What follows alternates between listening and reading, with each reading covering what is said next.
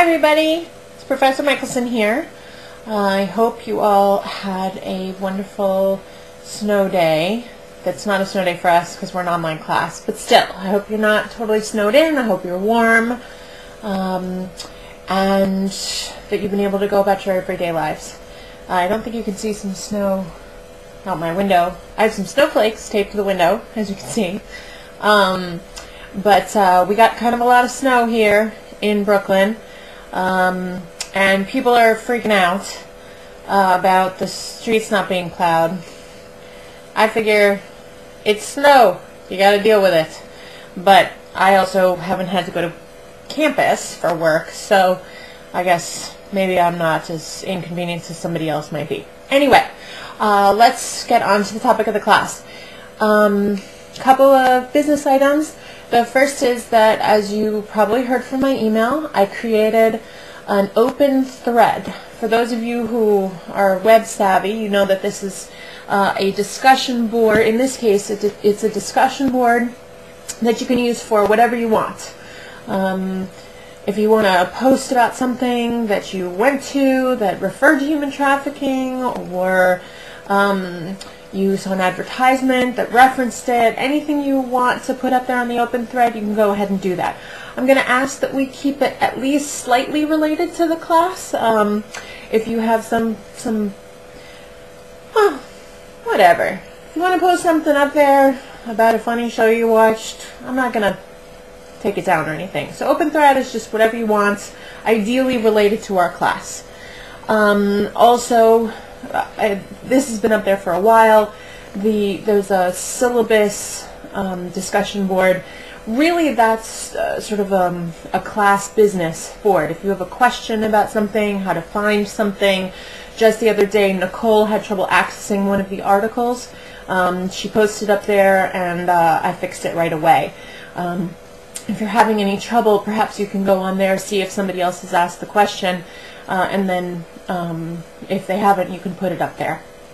It's the same as getting it to me in email, but at least there'll be sort of a common pool of answers, so that if somebody else has asked it, you can reference what they've seen. So, on to the topic of the day. We're going to talk about globalization today. I'm going to talk about globalization briefly.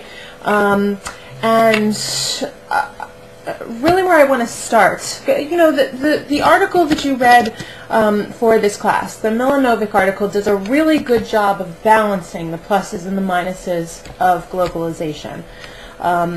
So I'm not going to go too far into that, but I do want to say a few things that are important about globalization.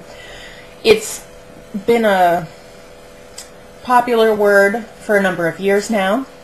Usually, it's referring to economic globalization, but globalization is not only economic. Really, globalization it's an ongoing process. It's not something that happens once. It's this constant, ongoing process by which regional economies and societies, cultures even, have become integrated across the globe through communication, through trade, for example, and it refers to the flow of capital, migration of people across the globe, how the ways in which technology has spread. Certainly not everybody has the same technology that you and I have access to, but that technology has changed everything about how we communicate and how we trade and everything, really. Now, the globalization it's not new. It's a buzzword now, but really it began in the late 19th century, the late 1800s,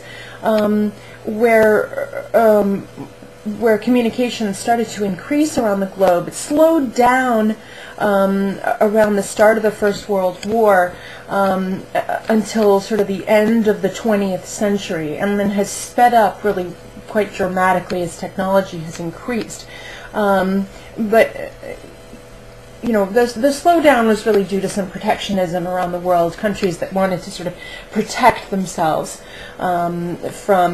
protect their industries, their sort of cottage industries, what they had that was special to them. But as the 20th century came to a close, that went by the wayside, and globalization came back full force. There's a theorist named Saskia Sassen who's written quite a lot about globalization. I think she's got a great quote I'd like to read to you. She says, "A good part of globalization consists of an enormous variety of microprocesses, tiny little things, that begin to denationalize what had been constructed as national, whether they're policies, capital, money, well, capital isn't just money, but such as money, political subjectivities, urban spaces, temporal frames, and any other variety of dynamics and domains."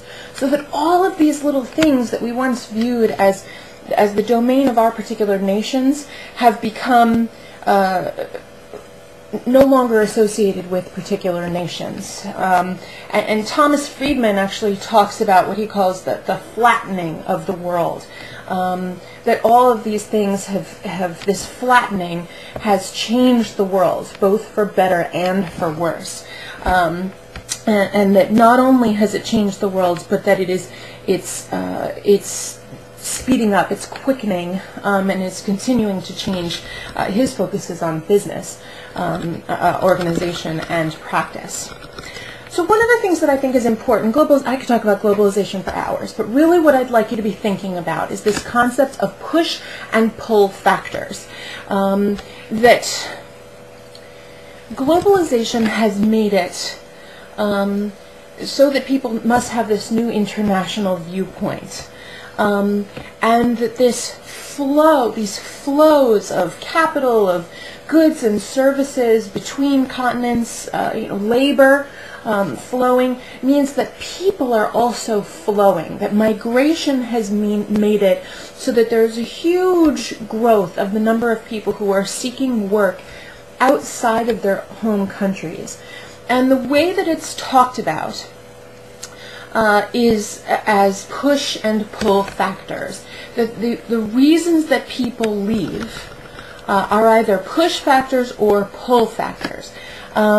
And that as we try to address trafficking, we must analyze and understand all of these push and pull factors. So what is it that pulls people into wealthier foreign countries, and what is it? So what's pulling people to countries, and also what's pushing people out of their home countries? When economic opportunity is lacking in a particular country, where there's no jobs, or and not just economic opportunity, but where we'll talk about the environment later, but where there's been deterioration of the lands and farmers can no longer farm the lands, or where there's such poverty that people are unable to provide for themselves and their families. What is it that's pushing people out of those countries? And then in other countries, what is it that's pulling them in toward those countries?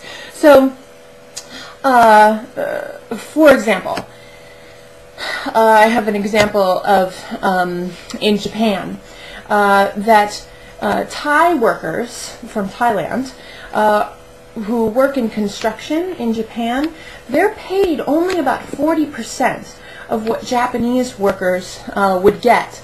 However, that wage, that 40%, is still 10 times what they would get working in Thailand. So that these differences in economic opportunity are pulling, in this case, people from Thailand to other countries. It's also hurting the Japanese, who then lose out on that work, and that globalized companies are making money off of that. If you could pay your workers 40% less, or 60% less, in fact, that would increase your bottom line kind of a lot. So globalization has made it so that people can make a whole lot of money. Now, traffickers play on this push and pull dynamic.